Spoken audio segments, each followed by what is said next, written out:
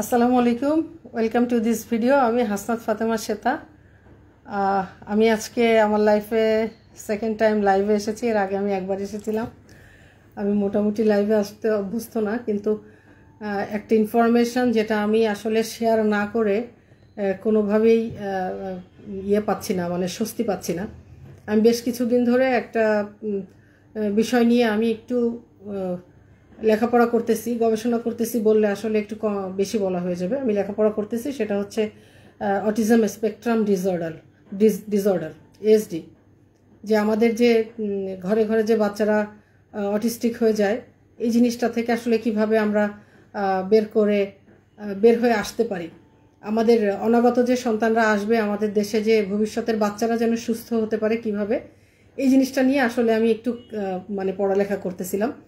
ওখানে আমি যেটা পেয়েছি যে গর্ভাবস্থায় আসলে অটিজম তো বাচ্চার জন্মের পরে আসলে চিকিৎসা নেই, আমরা বাচ্চাদেরকে সাপোর্ট করতে পারি, কিন্তু আসলে সেভ করা যায় বাচ্চাদের হলো বাচ্চাটা যখন মায়ের পেটে থাকে, গর্ভাবস্থায় যখন থাকে, তখনই আসলে অটিজম থেকে বাচ্চাদেরকে বাঁচানো যায়।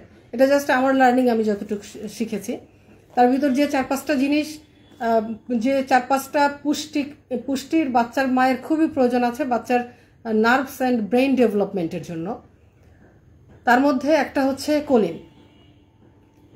সবগুলো নিয়ে বলবো না, আমি শুধু একটাই বলবো যে 1 নম্বরে যদি বলা হয় যে বাচ্চার অটিজম কেন হয়, অটিজম হয় হচ্ছে বাচ্চার যদি ব্রেইন এবং নার্ভাস সিস্টেম এবং ব্রেইন যদি ঠিকঠাক মতো মায়ের পেটে থাকা অবস্থাতেই ডেভেলপ না হতে পারে, তাহলেই বাচ্চা অটিস্টিক হয়ে যায়।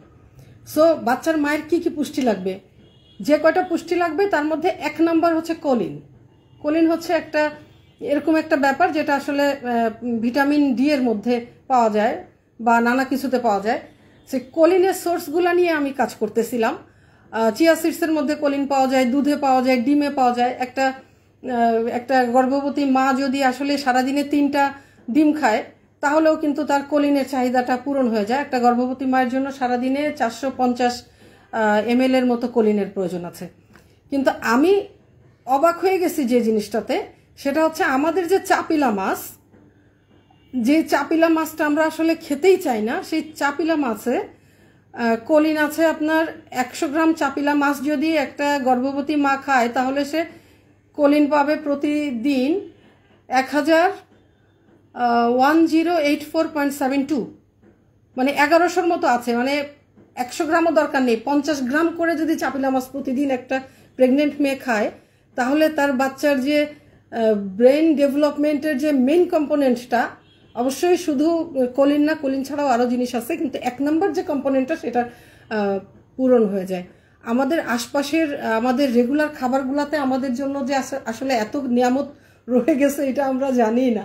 আমি একটা পোস্ট করতে পারতাম, কিন্তু আমি এত এক্সাইটেড এই ইনফরমেশনটা পেয়ে যে চাপিলা মাছে এই পরিমাণ কোলিন আছে। আমি কত কিছু খুঁজে বেড়াইছি। আমি অন্তত 20টা ফুডকে আমি সার্চ করছি।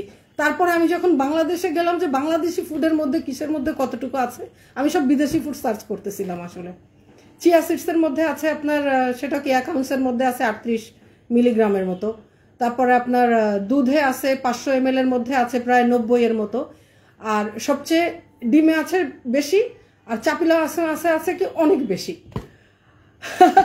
I am so excited. এবং আমি খুব আমি জানি না কে কে দেখতেছেন না দেখতেছেন, কিন্তু আমি রিকোয়েস্ট করব যারা আমার আজকের এই ভিডিওটা দেখলেন বা ভিডিওটা থেকে যাবে, আমাদের অনাগত সন্তান যারা আসতেছে, আমাদের ফ্যামিলিতে যেসব প্রেগনেন্ট মেয়েরা আছে, তাদেরকে অন্তত প্রতিদিন 1 চামচ হলেও চাপিলা মাছের তরকারি খাওয়াবেন ভাতের সাথে। Thank you so much for listening me.